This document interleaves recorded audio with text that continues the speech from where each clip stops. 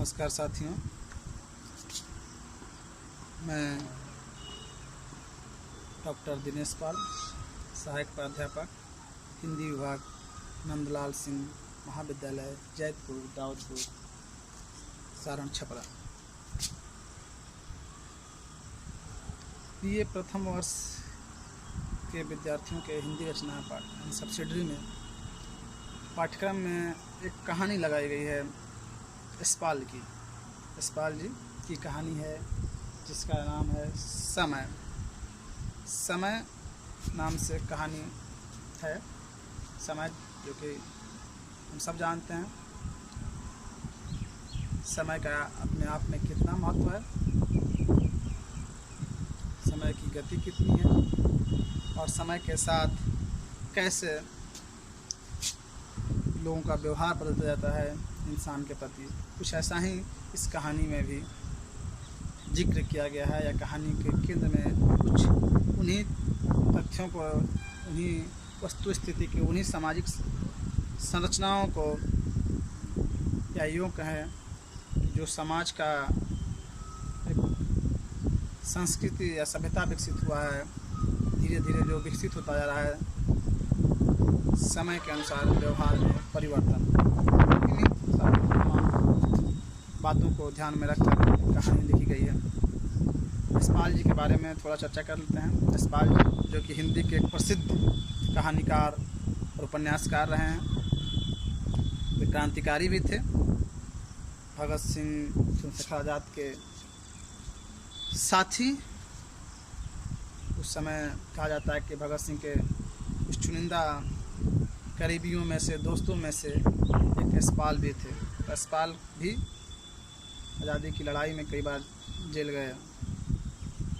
वो एक प्रगतिशील विचारधारा के, या कहें मार्क्सवादी विचारधारा के लेखक रहे हैं, कहानीकार रहे हैं, उपन्यासकार रहे हैं। उनका जन्म 3 दिसंबर 1903 ईस्वी को पंजाब में के फिरोजपुर छावनी में हुआ। पंजाब के वे पत्रिका के संपादक भी रहे हैं, प्रकाशक भी रहे हैं। पत्रिका निकालते थे विप्लव प्रकाशन से, जिसका पत्रिका का नाम था विप्लव। तो एक क्रांतिकारी व्यक्ति जब लिखता है या रचना करता है, तो उसकी रचनाओं में, उसके लेखन में भी कहीं ना कहीं वो क्रांतिकारी विचार दिखने लगते हैं, या एक आक्रोश दिखता है। और ये प्रगतिशील विचारधारा के थे, मार्क्सवाद से जुड़े हुए थे। तो इनकी कथा, कहानियों में, उपन्यासों में एक पूंजीपतियों के खिलाफ से वर्चस्ववादी, या कहें कि अभिजात वर्ग के प्रति एक आक्रोश भी दिखता है। बहरहाल एक कहानी थोड़ा अलग है। इनके सबसे, अगर हिंदी साहित्य के 5 चुनिंदा उपन्यास के नाम लिए जाएं, तो उसमें एक इनका उपन्यास भी शामिल होता है, जिसका नाम है झूठा सच, जो कि 2 भागों में लिखे हैं।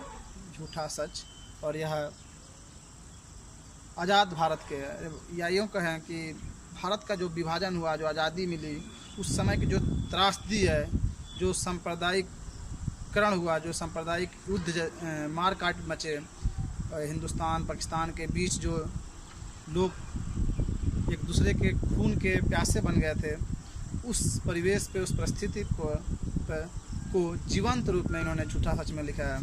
वो उनका बहुत ही प्रसिद्ध चर्चित उपन्यास है, जिसे ऐतिहासिक दृष्टि से भी पढ़ा जाता है, सामाजिक दृष्टि, बाकी तमाम दृष्टि तो है ही।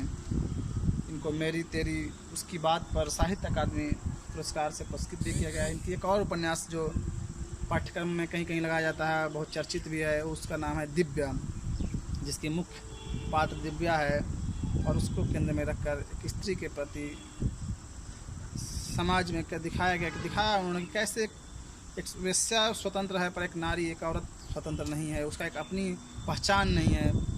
उस स्त्री अस्मिता को दिखाते हुए बौद्ध धर्म पे भी उसमें चोट करते हैं तमाम समाज को। खैर, इसके साथ साथ और भी कई उपन्यास हैं उनके, ढेर सारे कहानी संग्रह हैं। तो कहानी संग्रह में से खच्चर और आदमी भी है, पढ़ता कहानी तो कितनी चर्चित है।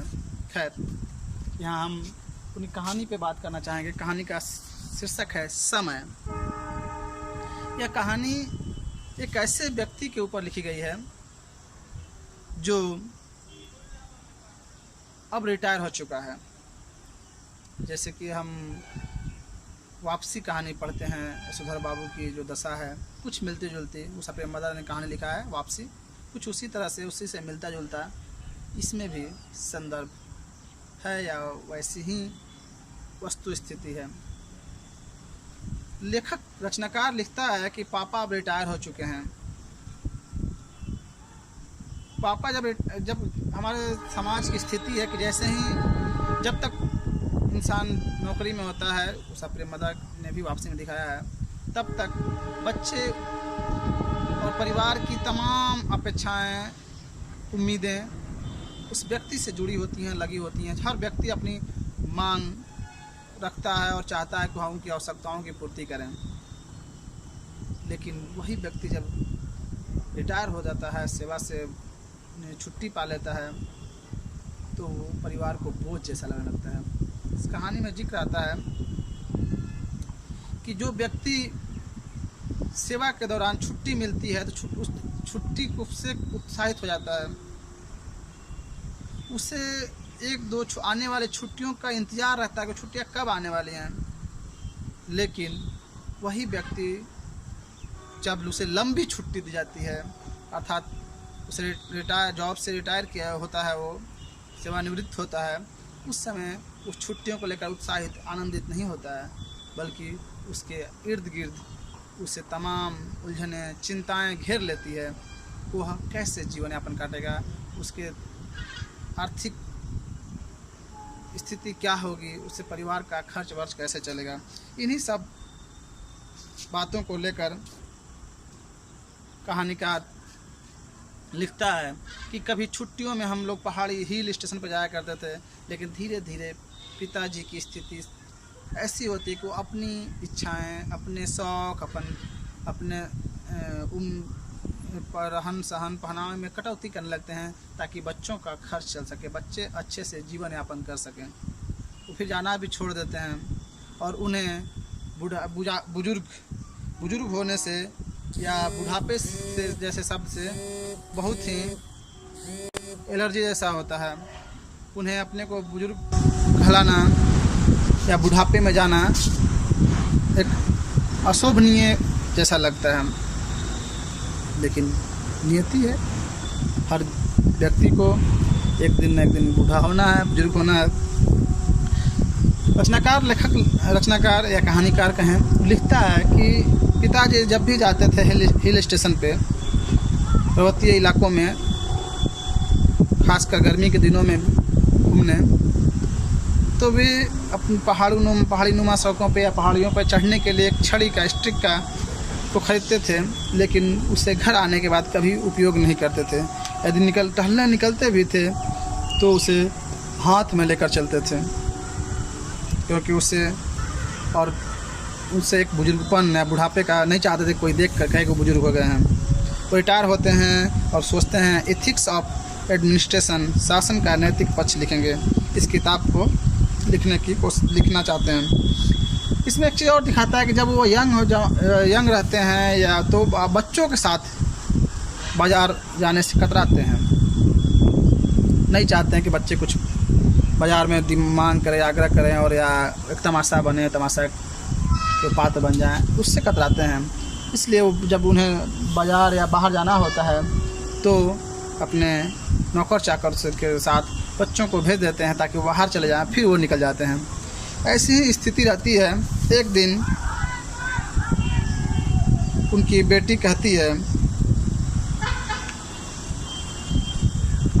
तब उनकी एक बेटी कहती है, मंटू, कभी कभी बच्चों को भी तो साथ ले जाना चाहिए।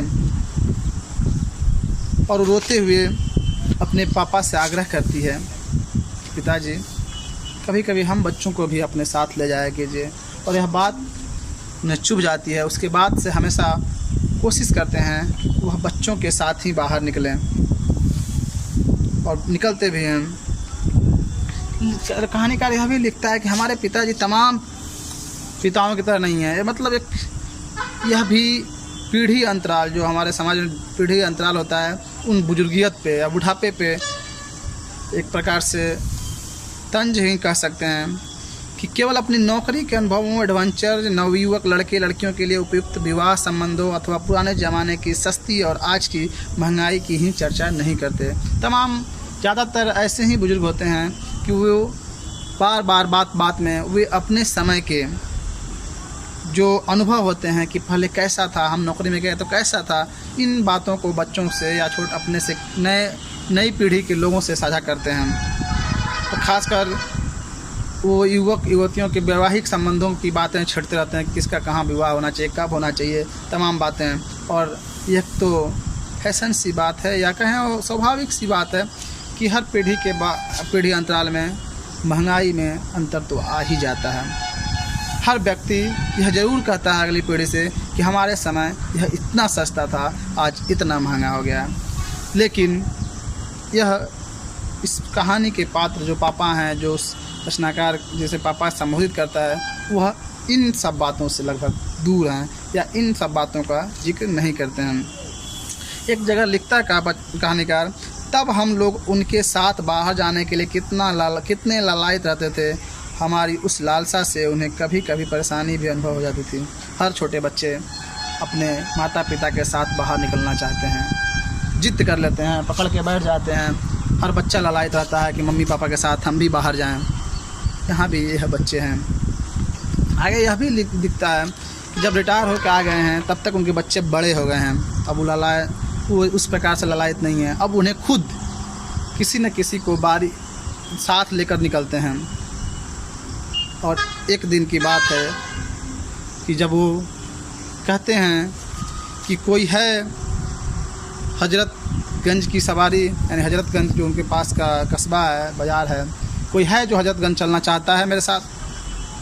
कोई आवाज़ नहीं आती है। लेखक कहानीकार लिखता है कि मैं बगल के कमरे में पत्रिका पढ़ते हुए सुनता हूँ, देखता हूँ। उन्हें लगता है नीचे कोई नहीं है, तब ऊपर आवाज़ देते हैं, ऊपर की तरफ के फिर से बुलाते हैं, कोई चलने वाला। तब पुष्पा दीदी ने मंटू से कहती है कि तुम क्यों नहीं चल जाती हो पिताजी के साथ। तब बड़ा ही अजीब सा मंटू जवाब दी, तुम भी क्या दीदी, बोर बुढ़ों के साथ कौन बोर हो। यानी वही पिता जिसके साथ बच्चे ललायित रहते हैं, जिसके सामने उसने रोते हुए कहा था कि कभी कभी बच्चों को भी बाहर ले जाया कीजिए, वह कहती है कि क्या उन बुढ़ों के साथ जाएं, बोर हों। और यह बात सुनकर किम कर्तव्य विमूढ़ की स्थिति में मन विचलित होकर कर रिटायर पुरुष पापा बैठ जाता है। सोचने लगते हैं अपनी स्थिति पे। उषा प्रेमवदा की वापसी कहानी याद आती है, जब उन्हें बच्चे घर में भी जगह नहीं देना चाहते हैं, उन्हें हर बात पे टोकते हैं, इतना मजबूर करते हैं कि उसे लगता है कि अपने परिवार से ज़्यादा अच्छा अपने नौकरों के बीच थे, और वहीं वापस फिर घर छोड़ के वापसी कर जाता है। कुछ इसी प्रकार का ये यहाँ पे फिर लिखे हैं कि किस प्रकार एक समय बच्चे ललायित रहते थे, लेकिन आज बुढ़ापे में समय बदल गया, अपने ही परिवार के लोग बेगाने जैसे हो गए। अंत में फिर वह कहता है, क्योंकि जिन बच्चों के सहारा जाना चाहता है वो जाने को तैयार नहीं है उस बूढ़े इंसान के साथ, बूढ़े व्यक्ति के साथ। तो कहता है कि मैंने बहुत सारी छड़ियाँ लाई है, कोई छड़ी है तो दो। रचनाकार कहता है कि एक छड़ी मेरे कमरे में भी पड़ी है, उसे पकड़ते हैं और उसे पकड़ के चल देते हैं और कहते हैं हाँ यह तो बहुत अच्छी है। यानी इस कहानी में कहानीकार, रचनाकार, लेखक या कहें इस्पाल जी ने